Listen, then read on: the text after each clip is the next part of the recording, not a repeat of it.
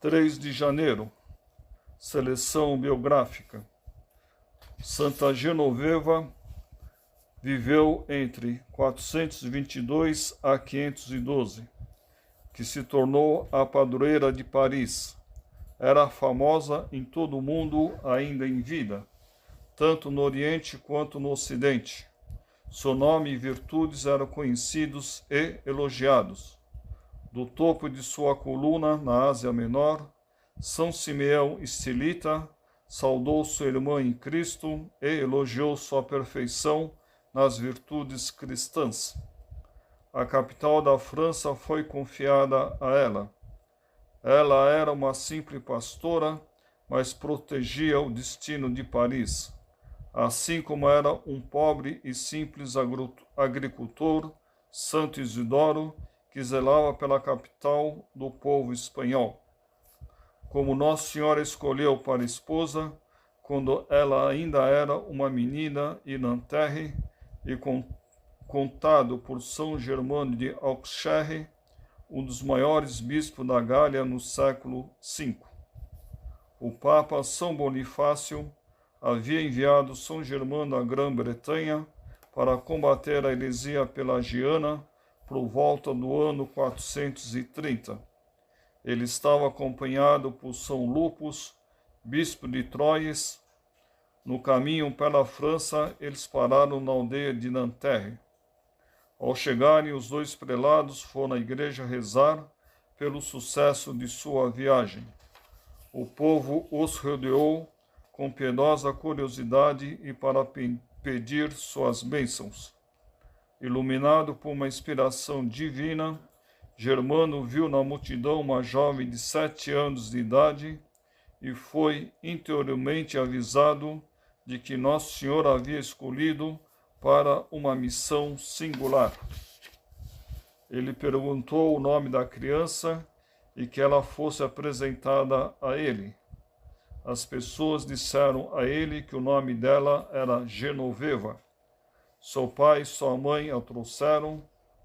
Essa criança é vossa? Germano perguntou. Eles responderam, sim. E o homem santo disse, bem-aventurado és, porque Deus te deu essa criança. Saiba que no dia do seu nascimento, os anjos cantaram e uma grande festa foi feita no céu. Essa menina terá grande mérito perante o Senhor, e de sua boa vida e palavras muitos darão o exemplo, para que deixem o jugo do pecado e se convertam a Deus.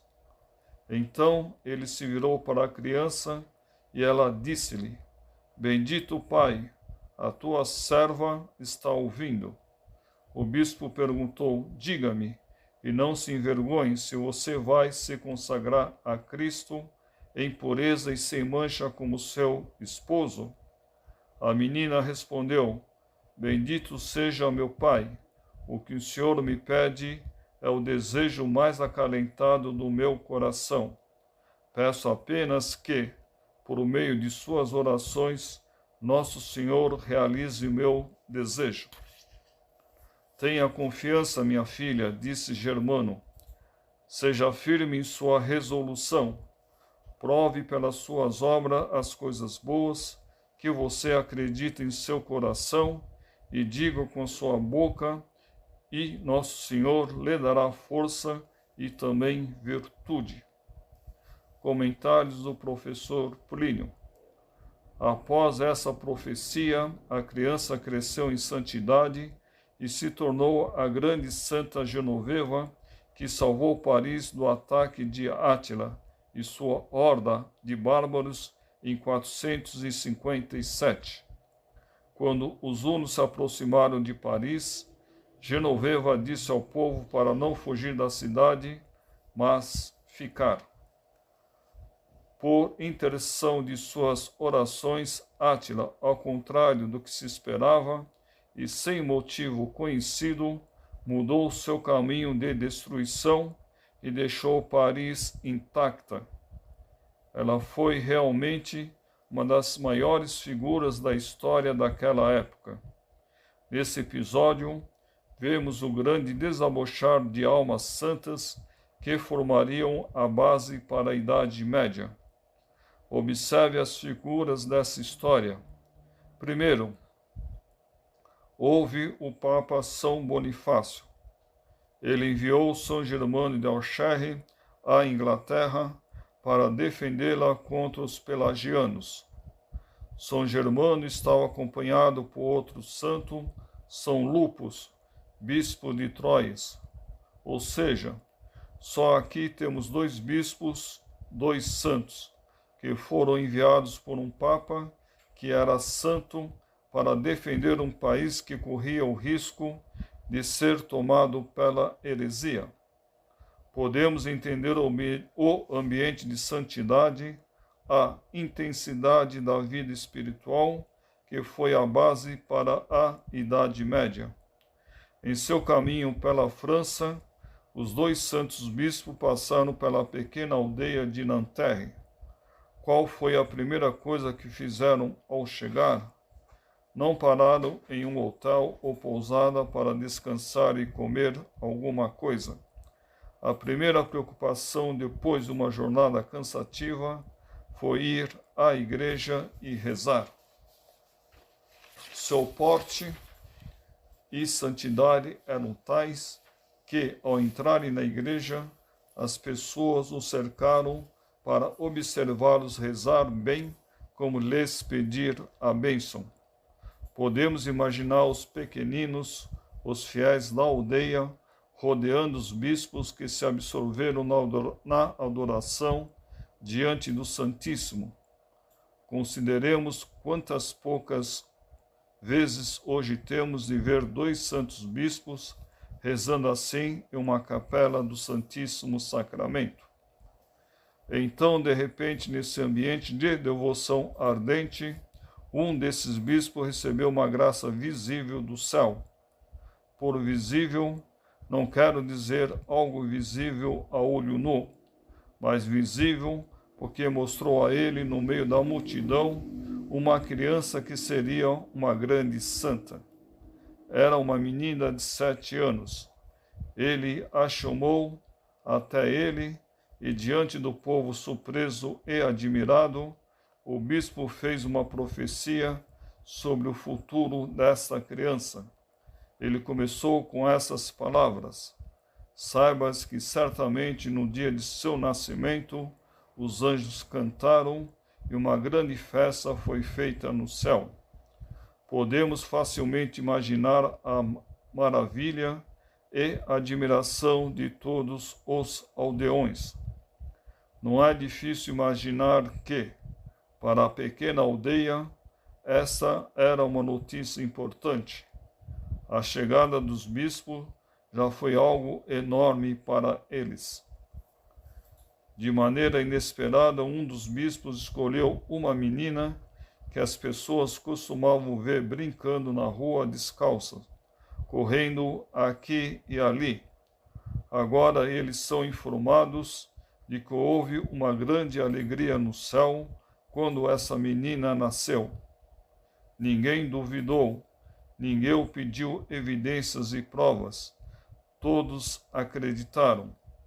Por quê? Porque eles pertenciam a esse grupo de almas abençoadas que acreditam sem ter visto. Todos acreditaram. A menina também acreditou junto com seus pais.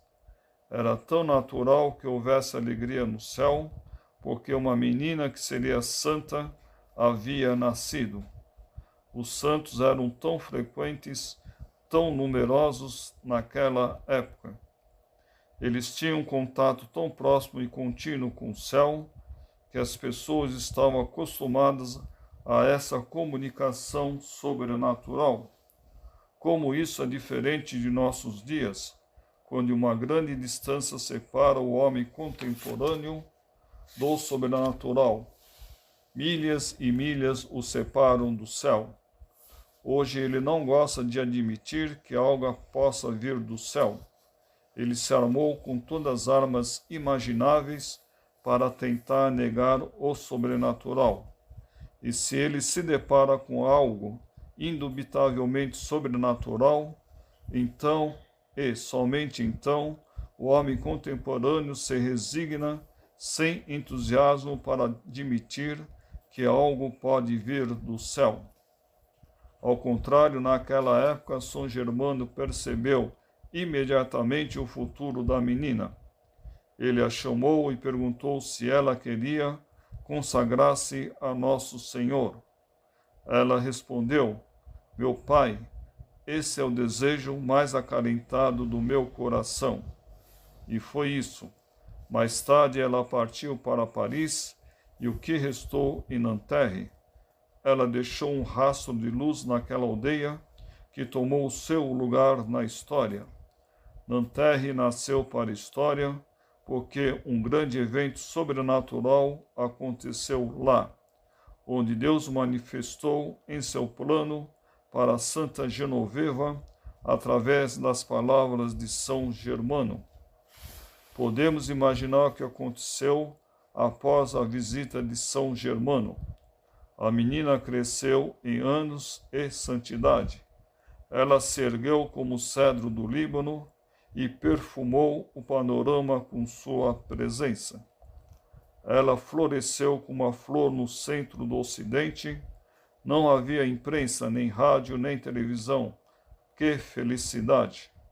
No entanto, sua fama voou. Mesmo que o povo daquela época viajasse principalmente a pé, eles tinham uma comunicação que hoje não podemos imaginar. Deixa-me dar uma pequena prova disso. Hoje, uma das maiores coleções de moedas bizantinas pode ser encontrada nos museus da Noruega e da Suécia. Por quê? Porque os bárbaros que lá viveram na Idade Média viajavam a pé, cruzando a Rússia, para vender suas peles e diferentes peças em Constantinopla. Eles costumavam voltar com moedas bizantinas. Como não tinham bancos, costumavam enterrar essas moedas no chão em lugares secretos. Depois de muitos séculos de guerras, migrações, etc., muitas dessas moedas ainda permaneciam no solo, razão pela qual grande parte delas foi encontrada naquela área. Em Bizâncio, eles não têm muitas moedas, pois foram perdidas nas invasões islâmicas, mas algumas das melhores coleções são preservadas em museus da Noruega e da Suécia. Podemos ver que essas pessoas costumavam viajar e se comunicar muito. Foi assim que no Oriente, o outro polo do mundo cristão, São Simeão Estilista, na Ásia Menor, ouviu falar de Santa Genoveva. Ele era o famoso santo que vivia no topo de uma coluna e nunca saía de lá. Ele rezava continuamente, uma espécie de eremita. Ele ouviu falar das virtudes de Santa Genoveva e por esse motivo de radar que os santos têm para se reconhecerem, ele soube que ela era sua irmã espiritual e a cumprimentou de longe, no topo de sua coluna. Podemos imaginar o contato sobrenatural desses dois santos, formando uma espécie de arquivoltaico sobre os oceanos, ilhas, montanhas, desertos e cidades. Então podemos ver como foi afortunado viver naqueles dias entre tantos santos que transmitiram a presença sobrenatural do século. E como é triste viver em nossos dias, quando a santidade é tão difícil de ser encontrada. Viva Cristo,